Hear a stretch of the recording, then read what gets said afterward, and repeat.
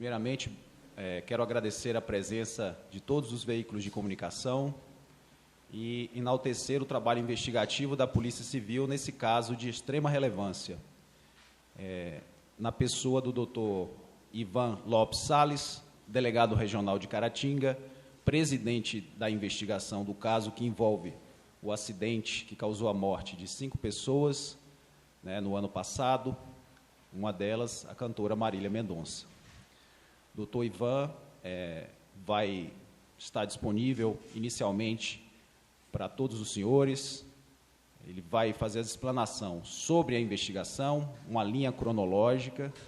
Em seguida, estará à disposição para perguntas e, ao final, se houver a necessidade também, para alguma entrevista mais individualizada aqui ao longo dos trabalhos.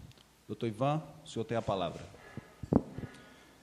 Bom dia a todos. Muito obrigado, doutor Saulo, pela oportunidade de trazer, mostrar o andamento das investigações sobre o acidente trágico que ocorreu em Caratinga, que amanhã completa 5 anos.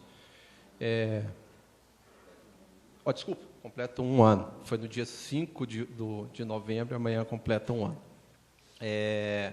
Eu queria, a minha ideia é fazer, conforme o doutor Saulo já falou, uma cronologia da data do fato, do acidente, até hoje, como as investigações estão, mas eu queria pontuar 3 premissas apenas, antes de eu iniciar essa cronologia.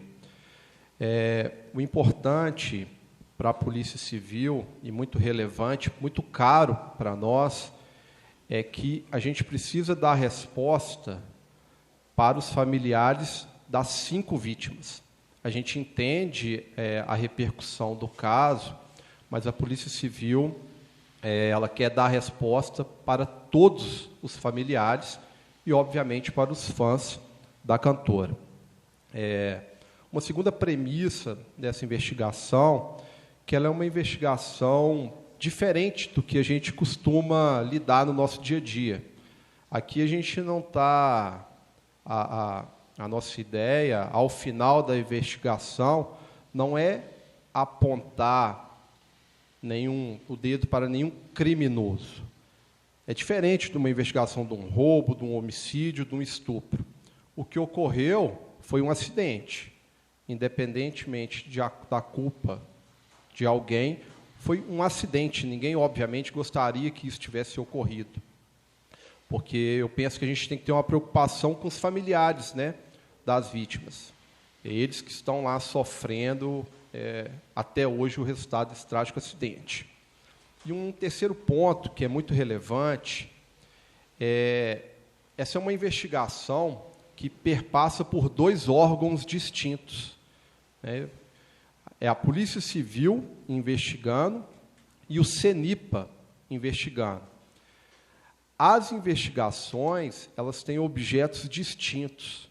O que compete à Polícia Civil é apurar eventual responsabilidade criminal, se é que teremos alguma responsabilidade criminal ao final nesse caso. Ao passo que o CENIPA, o objetivo deles é a prevenção de acidente. Então, ele quer mostrar o que ocorreu para que isso não ocorra mais, para que os pilotos saibam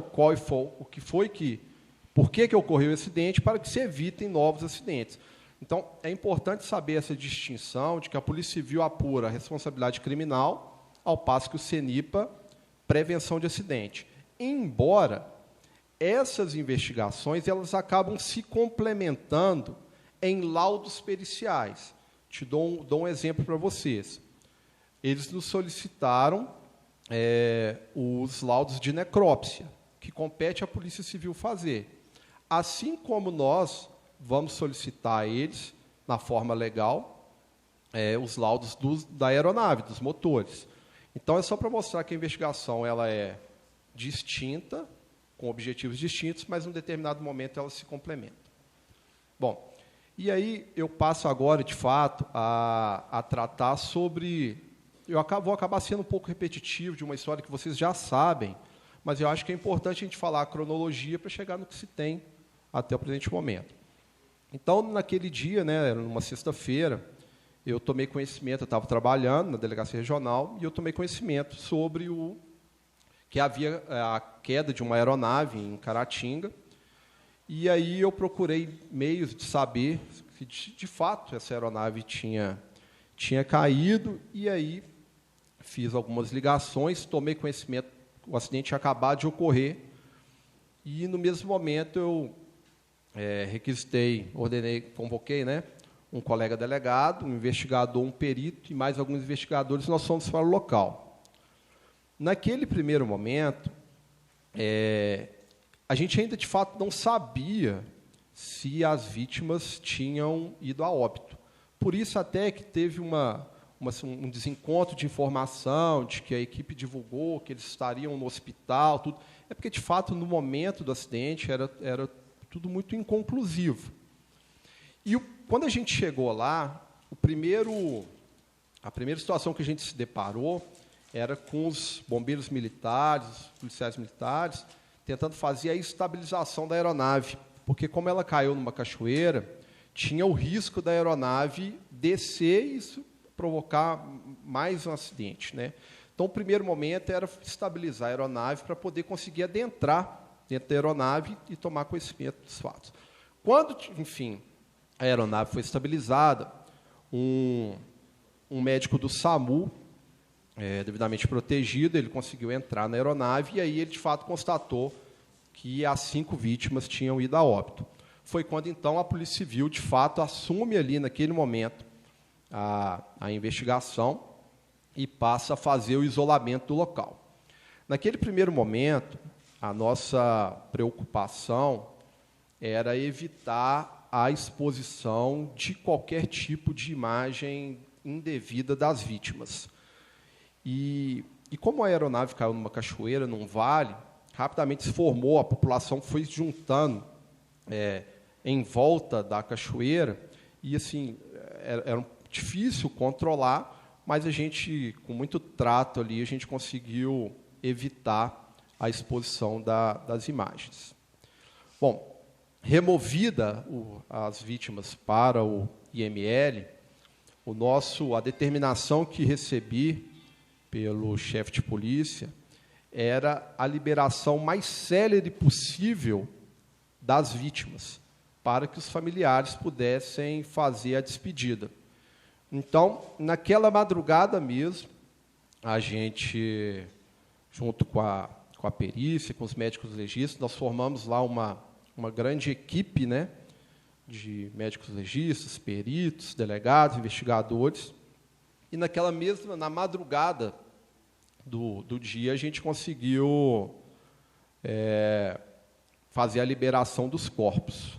Já na manhã seguinte, então, na madrugada, foram liberados do IML, já na manhã seguinte, aí foram para a funerária, e já na manhã seguinte, a gente, de fato, liberou para serem velados junto aos familiares.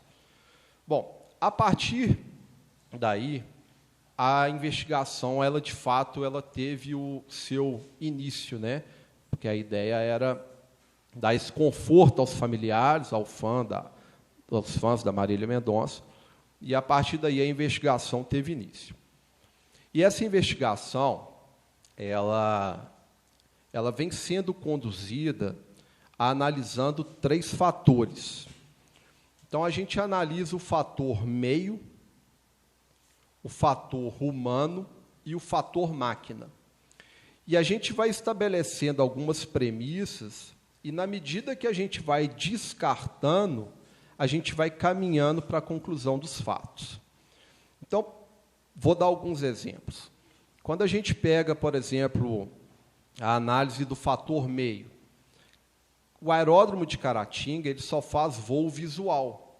Então, não se voa lá por instrumento, não tem uma torre de controle que orienta os pilotos sobre como ele deve fazer a rampa de descida, a aproximação. Quem faz isso é o próprio piloto. Então, há uma frequência de rádio que os pilotos comunicam entre si e eles mesmos são os responsáveis por fazer ali a rampa de descida, a aproximação, enfim. Eles são os senhores ali, de fato, da aeronave. Pois bem, o que a gente já pode afirmar, mediante elementos informativos do inquérito de ordem subjetiva, então a gente fez oitiva de pilotos, é que no dia dos fatos, as condições meteorológicas eram favoráveis ao voo visual. Então, a gente já consegue descartar qualquer tipo de problema que impediu que o determinado piloto, né, ele tivesse obstruído a sua visão e, por conta disso, ele não viu a rede de transmissão. Então, a gente descarta isso. As condições eram favoráveis ao voo visual. Desculpa. Um ponto relevante que causa muita dúvida ainda hoje não há dúvida, né, de que a aeronave ela se chocou na rede de transmissão da CEMIG, na verdade, num para-raio. E aí muito se questiona por que a rede ali, elas não estavam sinalizadas. O que a gente precisa distinguir, o que a Polícia Civil ela tem esse dever, é se havia faculdade de ter essa sinalização ou se havia obrigatoriedade de ter essa sinalização. Então, não havia obrigatoriedade daquela rede estar sinalizada. E por qual motivo não havia a obrigatoriedade? O aeródromo de Caratinga, todos os aeródromos, eles têm uma que a gente chama de zona de proteção. Nessa zona de proteção, há um documento emitido pelo DECEA, que faz o controle do espaço aéreo, que chama NOTAM. Esse documento, ele consta qualquer tipo de obstáculo que tiver dentro da zona de proteção do aeródromo. Então, dentro daquela circunferência de 3 quilômetros, todo obstáculo que tiver, aquilo vai estar no NOTAM. E compete ao piloto consultar esse NOTAM para quem vai, né, no caso que ele ia pousar em Caratinga. Essas torres, elas não estão no NOTAM. E até hoje não estão. O que se tem no NOTAM é no sentido de que, no leste do aeroporto, não é possível fazer a aproximação pelo lado leste, porque tem um morro. Então, em Caratinga, no aeródromo de Caratinga, obrigatoriamente, os pilotos devem fazer a aproximação pelo setor oeste. Mas por que as torres, então, não estavam no NOTAM? Porque elas estavam além da zona de proteção do aeródromo.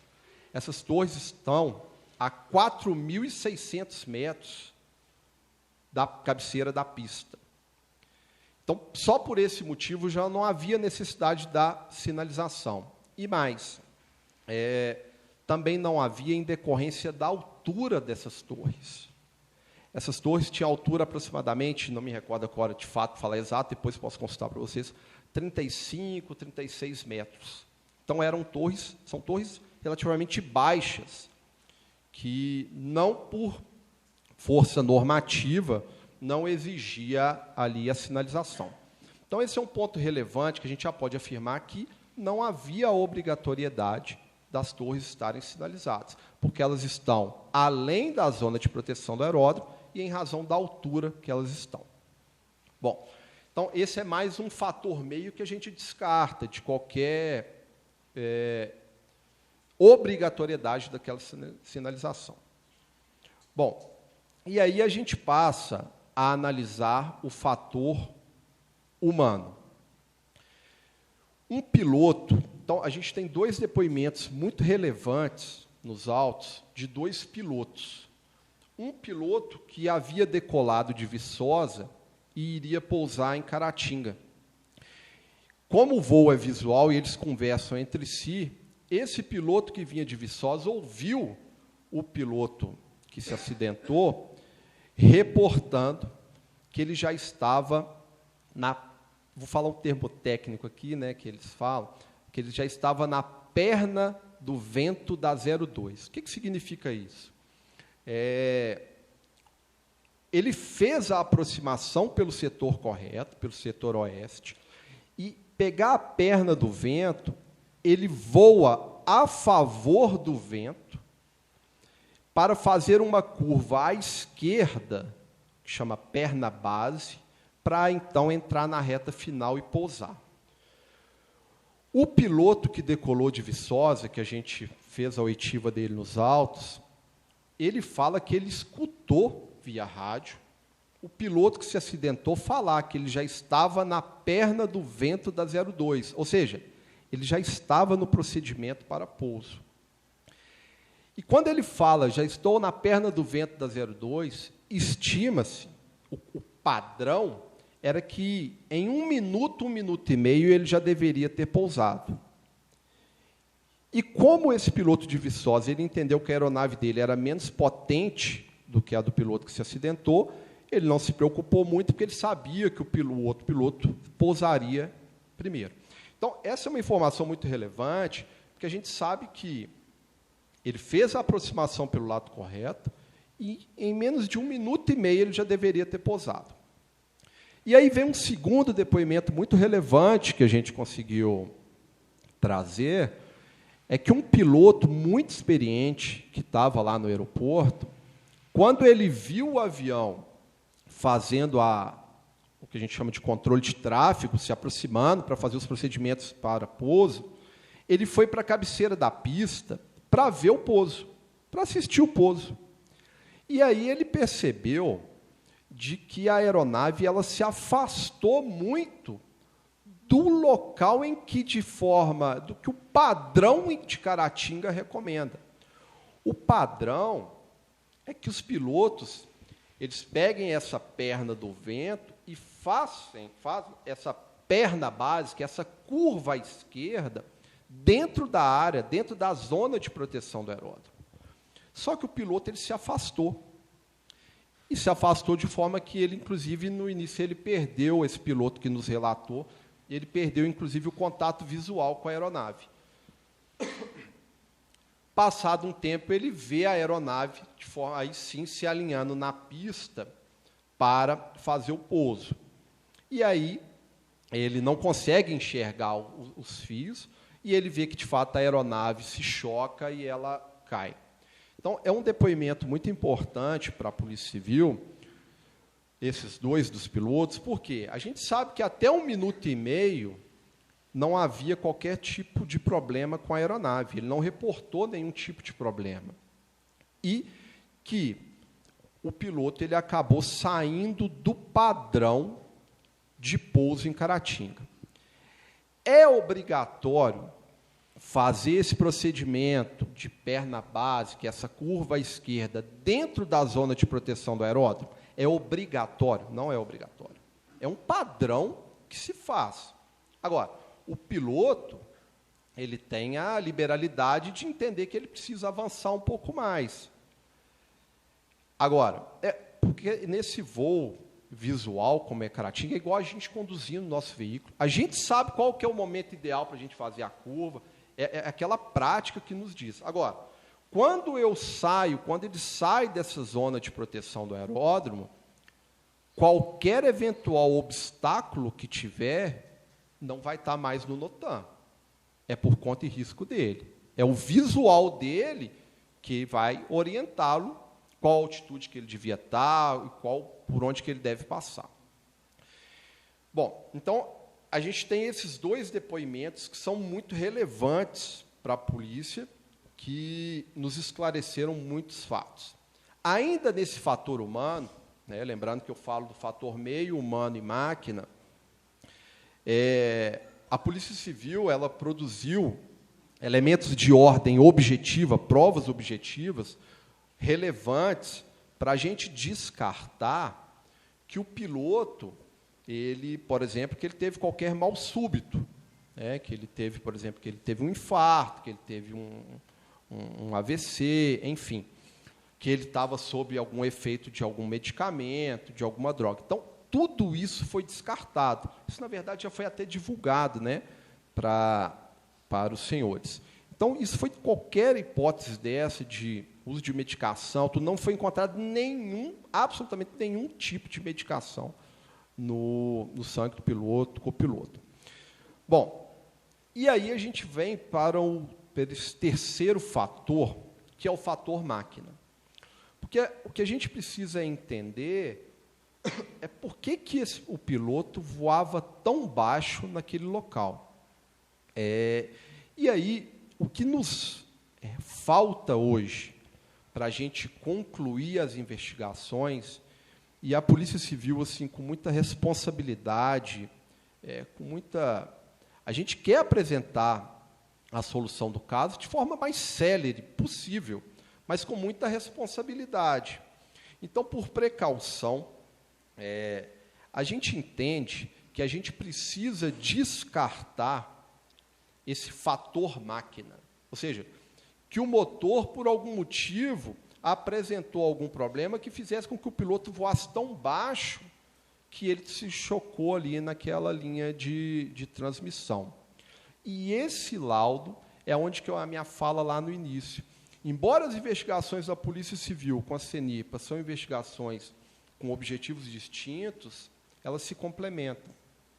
Então, a gente aguarda hoje a elaboração dos laudos por parte do CENIPA, para que se a gente descartar, de fato, qualquer falha nos motores que fizesse com que a aeronave voasse tão baixo, aí a gente consegue caminhar para a conclusão de uma falha humana.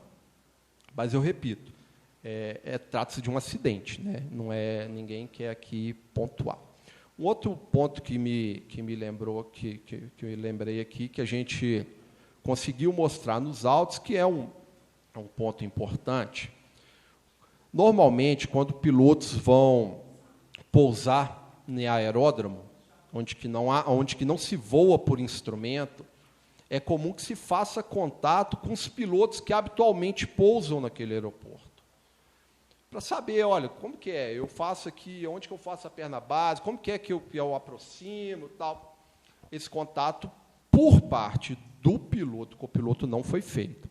Foi feito o contato por parte da empresa, mas pedindo um apoio logístico para pernoitar a aeronave e tal.